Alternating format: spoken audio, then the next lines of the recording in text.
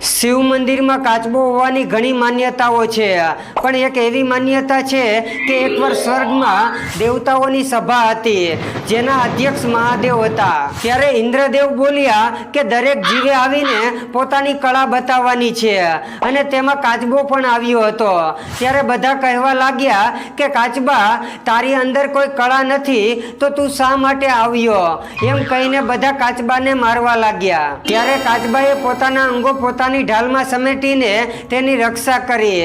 આનો આધ્યાત્મિક અર્થ એ છે કે આપણે પણ આત્મનિર્ભર બનવું જોઈએ, અને કાચબો જ્યારે જરૂર હોય ત્યારે જ તેનું મુખ બહાર કાઢે છે અને બતાવે છે કે આપણે પણ જરૂર હોય ત્યારે જ બોલવું જોઈએ. કેમ કે કામ, ક્રોધ, મોક્ષ, ઈર્ષા, અભિમાનથી આપણે જાતે જ બચવું જોઈએ. અને શિવ મંદિરમાં કાચબાના દર્શન કરવાથી આપણા શત્રુઓ કાચબાની જેમ મન શાંત બનાવી લે છે.